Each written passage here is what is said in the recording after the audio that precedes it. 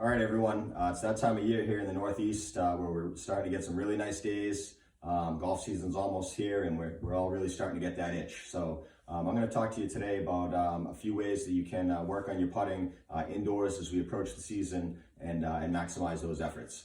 So I'm going to talk to you about three different things today. The first thing we're going to talk about is alignment. Okay, alignment is a daily maintenance issue in the game of golf, in the full swing, the short game, and in putting.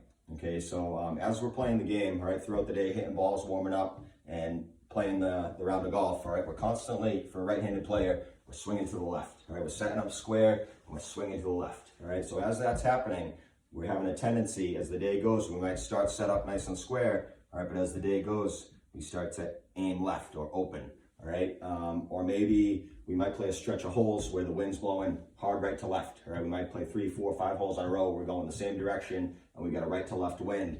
So we're starting to aim to the right, close it down, and we're swinging out to the right. Right, and the next thing we know, when we get to those straight holes, we're still kind of aimed out to the right, or over the putter, we're still kind of closed, all right, and we don't even notice it. So it's a daily maintenance issue, and I'm going to show you a way to work on that. And that's by setting up a workstation. All right, I'm also a big believer of a workstation on the driving range for full shots.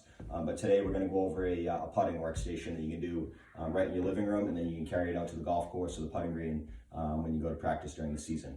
So the workstation I have set up here. All right, the first thing is I have a line. Okay, the line can be, I have this perfect putting mat, which is ideal. All right, but you can also do this with a tile floor. All right, you can set it up on a tile floor, a hardwood floor, or you can even put like a strip of tape on a carpet. All right, but we want to have a line that's showing us just the path of the ball. All right, then I have two clubs. All right, one on each side of the putter head. All right, and those are not for the path of the club. All right, because the putter does not have to travel straight back and straight through. All right, we can putt straight back and straight through. We can putt inside to down the line. All right, but the important part is that we're framing the ball in the putter head. All right, to get the putter head pointed straight to the hole. All right, then we also have a club at our toes. All right, that's going to help align our toes, our knees, our hips, and our shoulders. All right, and then I have a fourth club between my legs, which is indicating my ball position. All right, and the idea behind this is teaching us in our mind's eye what it's like to set up over the putt squarely, all right, with that putter head aiming where we intend it to be aiming. All right, so with this workstation, you can set it up like I have it here, and you can hit a bunch of putts, all right, for some kind of eye and muscle memory. All right, but then you can also set it up in your house, and you can kind of go to it, get set up, feel it, right, and then go do something else if you're doing some chores around the house, and then you go back to it, right, because that's what we do in a round of golf, all right, especially with putting. We putt, then we go to the next tee, we wait on the tee, we play the entire hole, and then it's 15, 20 minutes later, we're at the next green, so boom, we're going to be able to get back into that square setup. All right, so this is a great off-season tool, but then also something that you should be doing throughout the season as you practice your putting and your full swing. The next thing that we're going to discuss is just going to move this workstation out of the way here. Is we're going to talk about what I think is the most overlooked aspect of putting, and that is simply hitting the putt solid.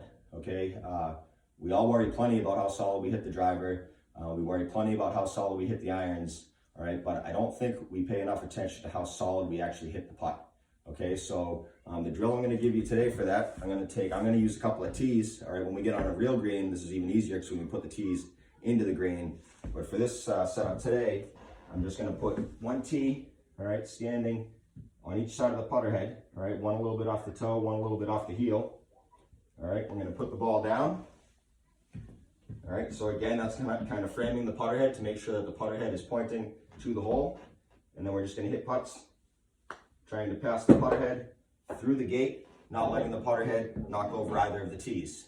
All right, this is important that we get the ball hit off the center of the putter head. All right, so that the ball is rolling straight and solid. All right, a putt that is hit solid is going to roll out straight. A putt that is mishit is going to wobble to the right or to the left. So you might hit a putt that isn't quite hit hard enough, but if you've hit it solid, it still is going to roll out straight and it might creep over the front edge of the hole. All right, if it's mishit, as it reaches the hole, it's going to fall off to the left or fall off to the right. All right, and also a putt that is mishit is not going to go the speed or the distance that you intended it to go. Then the last thing that we're going to talk about working on in your living room here is speed control. All right, another key component of putting. All right, to make a putt, you have to have the right line, but you also have to have the right speed. All right, so to work on it inside here, all right, I ideally have this this mat here that has 2 feet, 4 feet, 6 feet, and 8 feet marked, but you can just set that up in your living room with a couple of golf balls or whatever you want to do. But I'm going to go to 2 feet, all right, and I'm going to simply hit a putt, and I'm going to try to hit it with that perfect speed where it's going in, all right, with a nice speed. It's not banging into the back of the hole, but it's also not just reaching, all right, and it's certainly not coming up short, all right. A putt that's hit the right speed has the best chance to go in. It maximizes the size of the hole. All right, so for the drill, what we're going to do is we're going to hit a bunch from 2 feet, all right, and we're going to feel what it feels like to hit at that right speed. Then we're going to go back to 4 feet. We're going to hit a bunch, feeling that right speed. 6 feet, 8 feet, all right, feeling that right speed, what it feels like, and then we're going to start bouncing around. We can go 8 feet, 4 feet, 6 feet, 3 feet, 7 feet, all right, all feeling what it feels like to hit that right speed, all right, and even though they're all short putts, all right, once we get out there and it's not flat on this nice mat and hardwood floor, and there's a little bit of break, if I can hit that 7-footer with the perfect speed, I'm going to maximize my chance of making the putt. If you can take these 3 things, alignment, solid contact, and speed control, and work on those, I think you'll be in great shape come day 1 of the golf season. I hope you find this helpful. You have a great weekend. Thanks.